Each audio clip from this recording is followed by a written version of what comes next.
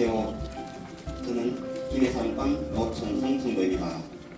저를 이 자리에 세워주시고 제 삶의 역사하신 하나님의 은혜를 나눌 수 있어서 참 감사합니다. 제가 처음 하나님을 만난 것은 중국의 사안이었습니다. 북한을 탈북해 여기저기 떠돌며 하루하루 불안하게 살던 때였습니다. 그러던 중 성경 공부를 하면 한국에 갈 수 있다는 솔깃한 제안을 받았습니다. 그렇게 한국에 가고 싶다는 일념 하나로 제가 성경책을 읽기 시작했습니다. 사실 처음에는 거부하기가 참 그렇습니다. 북한에서 항상 종교는 사람을 바보로 만드는 마약이라고 되었기 때문입니다.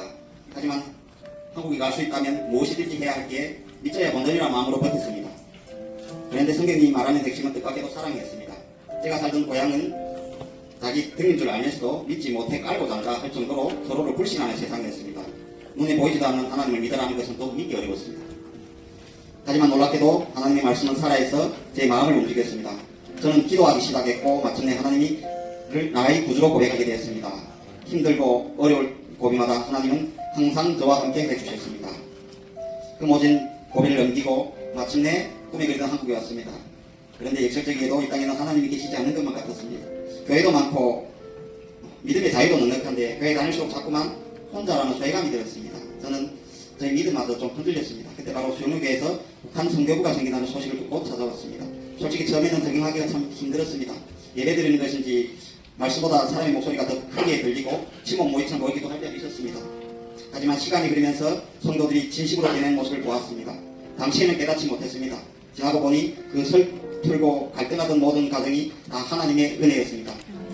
코로나라는 긴 터널을 겪으며 많은 형제 자매들이 떠나갔다 다시 모였습니다. 교회를 다닌 지 오랜 시간이 흐르다 보니 문득 제가 깨어있는 성도가 아니라 습관적으로 무통화받는 종교인이 아닌가 싶어 무겁게 반성할 때도 있었습니다. 최근 1년 동안 우리 교회는 참 많이 변화하고 있습니다. 외부인이 출입이 금지되었던 장벽이 허물어지고 우리 예배부가 교구 성도인들과 함께 오려 한 자리에 예배드리고 찬양하기 시작했습니다. 매주 사역이 바쁘게 돌아가니 솔직히 처음에는 새로운 환경에 참 벅찼습니다. 무거운 성경책을 들고 다니는 것도 익숙해 있던 좀 어려웠고 또 북한 가사에 하나님의 말씀으로 찬양하는 것도 좀 어색했습니다. 하지만 그 변화의 시간을 통해 제 삶이 많이 변하고 성장하고 있음을 느낍니다. 저는 확신합니다. 지금 당장 교회의 변화나 제 삶의 속도보다 다 이야기는 힘들지라도 또 시간이 흐르면 이 모든 것 역시 하나님의 크신 은혜임을 고백하게 될 것입니다. 척박한 땅에 태어나 내가 하나님을 알고 그분을 믿는다는 그 자체가 이미 기적이고 가장 큰 은혜이기 때문입니다. 나의 모든 여정을 인도하신 하나님께 감사 찬양 올려드립니다. 감사합니다.